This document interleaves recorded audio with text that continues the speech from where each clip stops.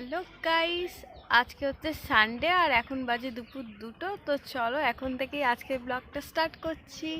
আর এখন দেখো চান টান করে ছাদে এসেছিলাম, তো এসছি বেশ খানিকক্ষণ আগেই, আধ ঘন্টা হয়ে গেল। তো চুলটা আমার মোটামুটি শুকিয়েই এসেছে। তো এবার যাবো নিচে, গিয়ে দেখি কি করব, কারণ এক্ষুনি ভাত খাবো না, খিদে পাইনি। কারণ ওই 11:30 নাগাদ আমরা একবার ভাত খেয়েছিলাম, তো এখনও খিদে পাইনি। আর আমার বর আজকে মাংস এনেছে, তো রান্নাটা এখনও হয়নি। তো দেখি যদি এখন গিয়ে করি, আর নাহলে সন্ধেবেলা করবো রাতের জন্য। বল অপিতুল, তুমি ভয় পেয়ে পালিয়ে এসেছো?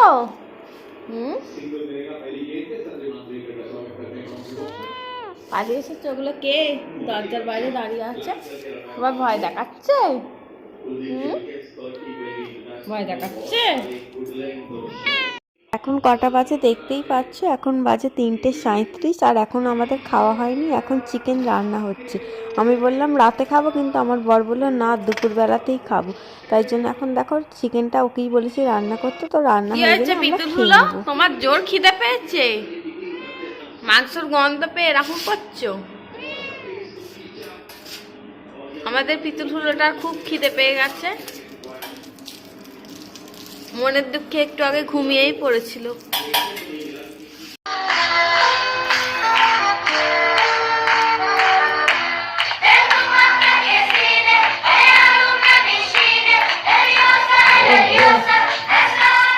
আমার বর রান্নাটা করছে, আর আমি বসে বসে পিতুলের সাথে একটু ভিডিও করছিলাম।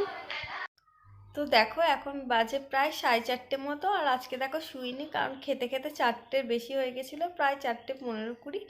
তো এত বেলা হয়ে গেছিলো বলে আজকে আর শুইনি। কারণ এমনি এখন শীতকালের বেলা, ধরো তোমাদের 5টাতেই সন্ধে হয়ে যাচ্ছে, তো এখন আর শুয়ে কি লাভ, কোনো লাভ নেই। তাই জন্য আজকে আর শুইনি।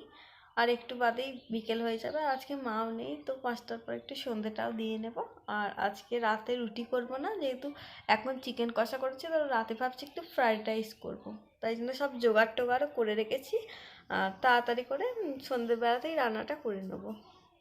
তো দেখো এখন বাজে প্রায় 6:45 মতো, আর আমি 5টা নাগাদ চাটা করলাম, তারপর সন্ধ্যেটাও দিয়ে নিয়েছি। তো এবার যেহেতু বললাম তোমাদের রাতের বেলা ফ্রাইড রাইস করবো, তাই জন্য এবার তার সব জোগাড় করব। জোগাড় বলতে দুপুরবেলা গাজরটা কেটে কুচিয়ে রেখেছিলাম, আর এখন একটু মটরশুঁটি বা কড়াইশুঁটি যাই বলো না কেন সেটা ছাড়াবো। আর একটা ক্যাপসিকাম আছে, সেটা কুচাবো। আর সেরকম কিছু সবজি নেই দেওয়ার মতো, তো এটা দিয়ে আজকে ফ্রাইড রাইসটা করবো। আর এদিকে আমাদের পিতুলকে দেখো, সন্ধেবেলা এলেন উনি, এসে একটু গুঁড়ো দুধ দিলাম, খেলো। তারপর একটু বিস্কুট খেলো, খেয়ে দিয়ে এখন ঘুমিয়ে পড়লো। তারপরে সন্ধেবেলা একটু কফি খেতে ইচ্ছা করছিল, আর আমার কফি খেতে বেশ ভালোই লাগে, তাই জন্য বানিয়ে নিলাম 2 কাপ কফি, 1 কাপ আমার জন্য আর 1 কাপ বরের জন্য। আমার বরের আবার শুধু কফি খেলে তো হবে না, ওর আবার পকোড়া চাই, কারণ দুপুরবেলা সব চিকেনটা রান্না করেনি, কিছুটা বাঁচিয়ে রেখে দিয়েছে। তো ওকে এখন পকোড়া ভেজে দিতে হবে। করে যখন দিতেই হবে, তখন আর দেরি করে লাভ কি। তো চলো আমি এবার পকোড়া বানাতে শুরু করে দেবো, আর তোমরাও দেখে নাও আমি কিভাবে চিকেন পকোড়াটা বানাচ্ছি।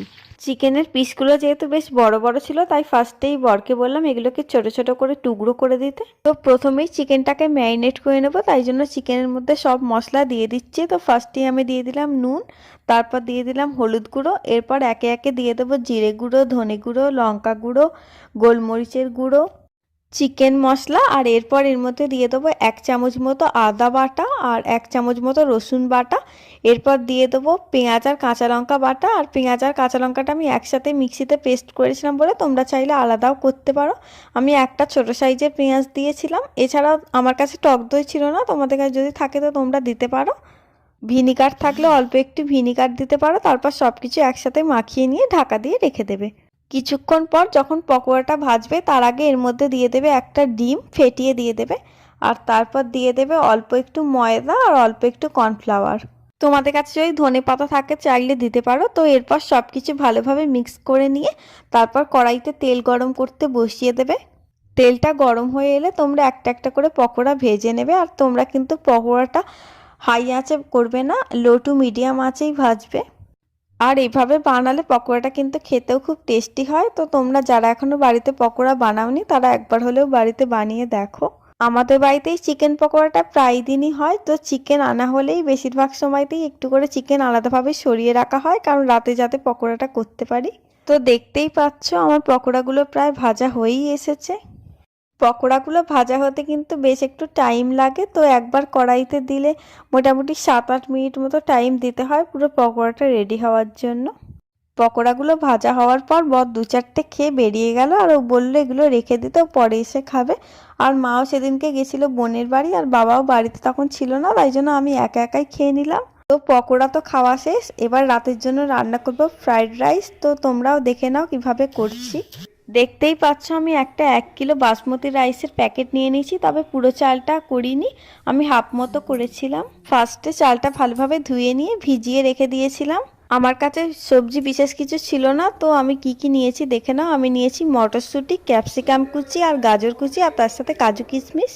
এবার ভিজিয়ে রাখা চালটা একটা হাঁড়ির মধ্যে দিয়ে আমি গ্যাসে বসিয়ে দিয়েছি, আর এর মধ্যে দিয়ে দিলাম অল্প একটু নুন, অল্প একটু সাদা তেল আর অল্প একটু ভিনিগার। আর এই ভাতটা কিন্তু আমি পুরো রান্না করব না, ওই 80 কি 90% মতোই রান্না করব। তো এটা রান্না হতে খুব বেশি সময় লাগেও না, 8 থেকে 10 মিনিটের মধ্যেই হয়ে যাবে। তো দেখতেই পাচ্ছ আমার ভাতটা এখানে হয়ে গেছে। তো আমি একটা ছাঁকনি মতো করে এটাকে ছেঁকে তুলে একটা থালার মধ্যে রেখে দিচ্ছি। সব ভাতটা তোলা হয়ে গেলে এটাকে ঠান্ডা করতে দেব। এরপর সবজিগুলো ভাজবো। তো ফার্স্টে ফোড়নের জন্য আমি নিয়ে নিয়েছি একটা তেজপাতা, একটা দারচিনি আর 2-3টে মতো এলাচ আর 2-3টে মতো লবঙ্গ। এবার গ্যাসে কড়াইটা বসিয়ে এর মধ্যে দিয়ে দিলাম অল্প একটু সাদা তেল আর 2 চামচ মতো ঘি। তো তেল আর ঘিটা ভালোভাবে গরম হয়ে গেলে এর মধ্যে গোটা গরম মশলাগুলো দিয়ে দিচ্ছি। তো এগুলো হালকা একটু ভেজে নিলে যখন মশলাটা থেকে সুন্দর একটা গন্ধ বেরোবে, তখন এর মধ্যে ফার্স্টেই আমি দিয়ে দিচ্ছি ছোট ছোট করে কুচিয়ে রাখা গাজরগুলো। আর সবজিগুলো কাটার পর আমি হালকা করে একটু করে নুন মাখিয়ে রেখেছিলাম। তো গাজরটা একটু ভাজা হয়ে এলে আমি এর মধ্যে দিয়ে দেবো ক্যাপসিকাম কুচি। তারপর ক্যাপসিকামটা একটু ভাজা হয়ে এলে এর মধ্যে দিয়ে দেবো মটরশুঁটি। আর আমার কাছে তো আর কোনো সবজি ছিল না, তো এই 3 রকম সবজি দিয়েই বানাচ্ছি। একটু বেশি সবজি থাকলে বেশ দেখতেও ভালো লাগে। তারপর যখন এই সব সবজিগুলোই ভালোভাবে ভাজা হয়ে যাবে, তখন এগুলোকে আমি একটা পাত্রের মধ্যে তুলে নেব। তারপর ওই তেলের মধ্যেই আমি দিয়ে দেবো আগে থেকে ভিজিয়ে রাখা কাজু আর কিশমিশগুলো। আর কাজু আর কিশমিশগুলো আমি যখন চালটা ভিজিয়ে রেখেছিলাম, তো তখনই একটা কাপের মধ্যে জল দিয়ে ভিজিয়ে রেখেছিলাম। কাজু আর কিশমিশটাও ভাজা হয়ে গেলে এটাকেও আর একটা পাত্রের মধ্যে তুলে নেব। এরপর ওই তেলের মধ্যে দিয়ে দেবো রাইসগুলোকে, তারপর ভালোভাবে নাড়তে থাকবো। আর একটু কড়াটা ছোট নেওয়া হয়ে গেছিলো, আর একটু বড় কড়া হলে ভালো হতো, কারণ এই রাইসগুলো এর মধ্যে দেওয়ার পর নাড়াচাড়া করতে আমার বেশ অসুবিধা হচ্ছিল। এরপর এর মধ্যে দিয়ে দেবো অল্প একটু নুন। আর নুনটা কিন্তু বুঝে শুনেই দিতে হবে, কারণ চালটা সেদ্ধ করার সময় আমি কিন্তু অল্প করে নুন দিয়েছিলাম। আর এরপর দিয়ে দেবো অল্প একটু চিনি। তারপর এই নুন আর চিনিটা রাইসগুলোর সাথে ভালোভাবে মিশিয়ে নেবো। চিনিটাও তোমরা তোমাদের ইচ্ছা মতোই দেবে, তোমরা যেরকম মিষ্টি খাও সেই বুঝেই চিনি দেবে।